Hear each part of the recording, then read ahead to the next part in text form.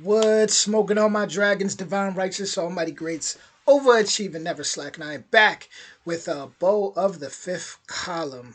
And I always enjoy his videos, always learn a lot from his videos. Definitely get excited.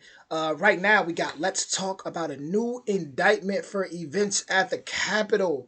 Now, I'm going to go ahead and hop right into this. Original link is in the description. Go ahead and binge watch my Beau of the fifth column playlist, and I'm gonna hop right into this. Let's get to this. Let's go. Well, howdy there, Internet people. It's Beau again. So, today we are going to go through the looking glass.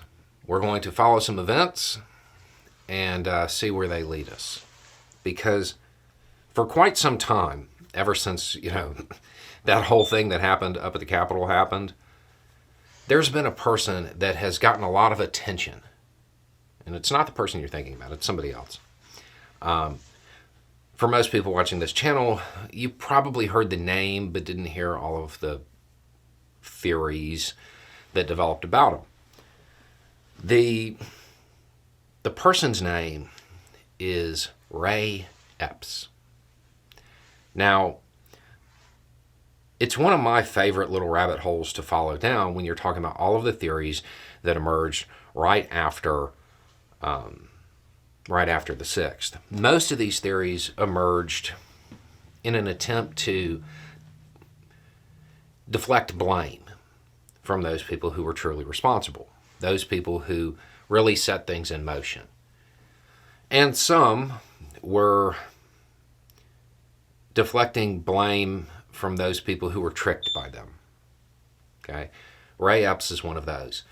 If you're not familiar with the just giant list of theories, the general consensus, and please understand there are outliers, but the general consensus of the theories is that Epps, he was a Fed, and he was the one really responsible for everything. He did it. It was all him because he said this stuff and got everybody riled up. And their proof of this was that he was never charged. He never got indicted. I'm very curious to see how these theories adapt to today's news. United States of America v. James Ray Epps Sr. Violation 18 U.S.C. 1752A2. Disorderly or disruptive conduct in a restricted building or grounds. The main piece of evidence was that he wasn't charged. But now he's been indicted. So basically, this is an agent, like somebody who just was there to once again just stir it up and pretty much lead people to the hellfire. That's what I'm getting here. Now, that's news, and watching these theories adapt is certainly going to be entertaining. But that's not why we're talking about it. We're going to talk about it because there is something that I have wanted to say about this for a very long time, but I needed this to happen first. From my understanding, Epps never entered the building, never engaged in an act of violence. In fact, by some accounts, he actually mitigated what was happening that day. And I think another demonstrator got sick or hurt, and he got them out of there. Okay? But I don't know if it's a large portion of America's right believed that he should have been charged. Why? Mainly because of some videos that surfaced. Maybe, and mainly because of information that was circulated about what he said. Because he engaged in some inflammatory rhetoric by these theories. He said some things, according to the theories. And he didn't get charged. He didn't get indicted. Even though he never entered, didn't engage in an act of violence, they believed he should have been charged, and the absence of him being charged was evidence that he was a Fed. Take the next step. Go through the looking glass here. He's been charged now.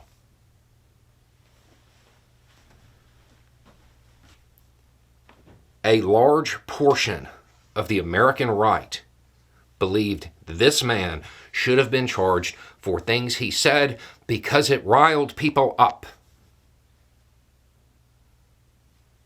You're almost there. You're almost there. What about the other people who riled people up?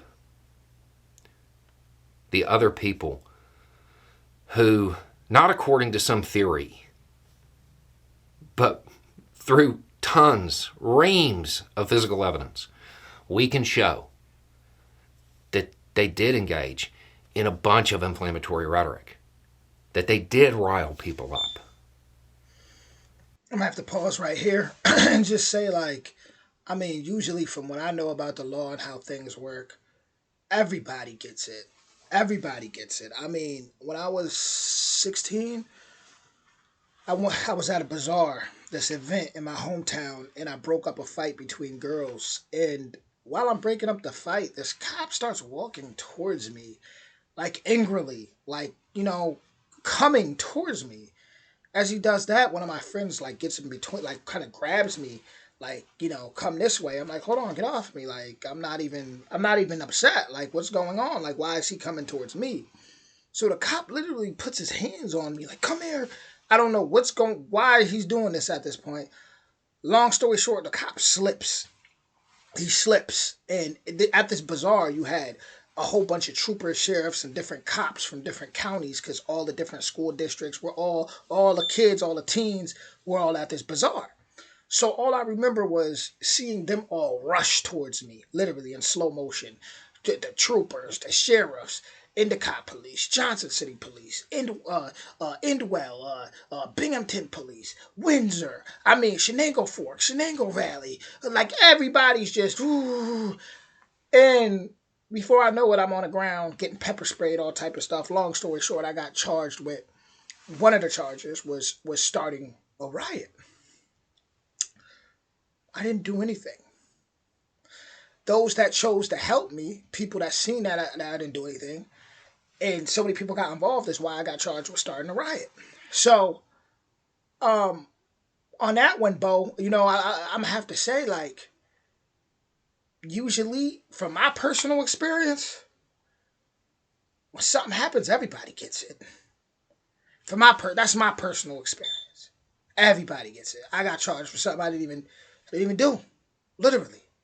Didn't say anything. All I did was break up a fight, and I guess that cop must have thought something else was going on and decided to target me. He slips, all goofy, slips, and it looks like I did something to him, and then it just turned into chaos. But I didn't do anything, and I was still charged with that. I wonder if the right believes that they should be charged. The argument presented by the right about this guy, and to be clear, I didn't read the indictment. I don't even know if that's what he's charged with. Like, I don't know if that's the conduct that led to it. But the right believed this guy should have been charged because of things that he said, because of things that they attributed to him saying, some of which, as far as I can tell, he didn't actually say. But it doesn't matter at this point, right? The theory is that because he engaged in that inflammatory rhetoric, he should have been charged. Do you think they'd say the same thing about Trump? This wasn't short-lived. This wasn't a knee-jerk reaction where they didn't have time to think about it. This theory's been out there a long time. And the whole basis of it was that he said those things.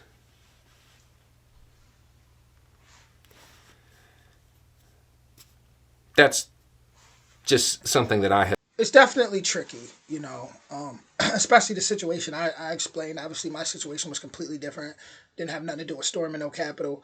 But there was a lot of people charged that night that really didn't do anything but try to just help me, you know, or says that you say one thing and it's like people was getting thrown in handcuffs like crazy. I think even a lawsuit happened because they like the cops had like slammed this pregnant girl, man.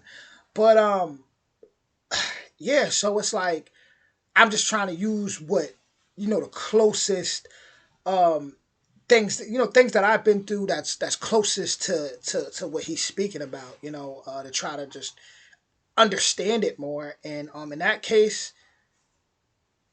I'm not gonna lie, I would be from my dealings with the law. I would be surprised if the man didn't get charged. I would, just because just my dealings, my personal experiences. Is like when something happens. I mean, everybody usually gets it. I'm not even gonna lie. Have found very interesting over all this time. But that's not the news. The news is that the guy, Ray Epps, who has been the subject of so much conversation because he wasn't charged, has been indicted. That's the actual news. Everything else is just my commentary. Anyway, it's just a thought. Y'all have a good day. Much love, Beau. Now I do understand though, like because people obviously they create theories, they pump stuff up, they recreate scenarios and things, and that very well could have been the situation at hand. So I'm not gonna sit here and say,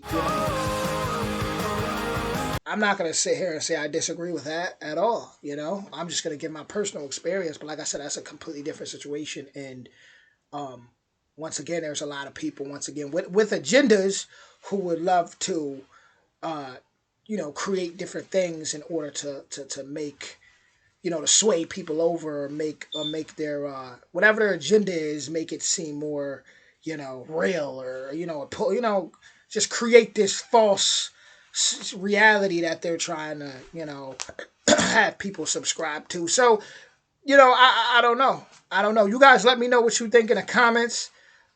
Definitely was good conversation. Definitely made me think. And I'm looking forward to the comments, guys. I'm definitely looking forward to hearing more about it. And yeah, your thoughts matter. So I will be reading. You know what? That might be something, a new quote for me. Your thoughts matter. All thoughts matter. Woo! Here we go. I'm a creator. Let's do it. I'll see y'all soon. Much love, y'all. Want more videos like this? Hit that like, that subscribe, that notification bell. And remember, all thoughts matter. Let's go.